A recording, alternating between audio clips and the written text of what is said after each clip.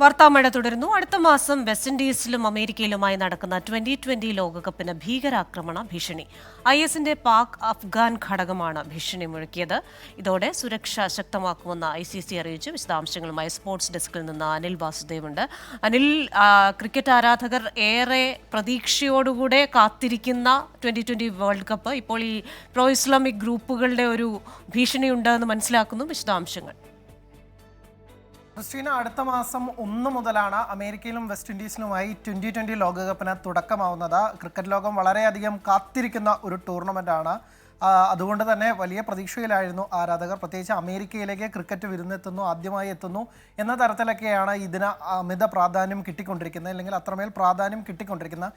ഇതിനിടെയാണ് വെസ്റ്റ് ഇൻഡീസിലെ ഈ വേദികൾക്ക് നേരെ ഭീകരാക്രമണം ഉണ്ടാകുമെന്നുള്ള ഒരു ഭീഷണി വന്നിരിക്കുന്നത്. പ്രോ ഇസ്ലാമിക് സ്റ്റേറ്റ് ഗ്രൂപ്പായിട്ടുള്ള ISK ആണ് ഈ ഭീഷണി മുഴക്കിയിട്ടുള്ള അത്തരത്തിലുള്ള ഒരു വീഡിയോ കരീബിയൻ ക്രിക്കറ്റ് ബോർഡിന് ലഭിച്ചു എന്നാണ് ഇപ്പോൾ അവിടുത്തെ മാധ്യമങ്ങൾ റിപ്പോർട്ട് ചെയ്യുന്നത്. ഇക്കാര്യത്തെ വളരെ അതീവ ഗൗരവമായി തന്നെയാണ് വെസ്റ്റ് ഇൻഡീസ് ക്രിക്കറ്റ് ബോർഡ് കാണുന്നത്. എന്തായാലും സുരക്ഷ ഒരുക്കുമെന്ന് അറിയിച്ചു. ഇതിന് പിന്നാലെ തന്നെ ICCയും ഇക്കാര്യത്തിൽ അതീവ സുരക്ഷ ഒരുക്കുമെന്നുള്ള ഒരു നിലപാടെടുത്തിരിക്കുകയാണ്.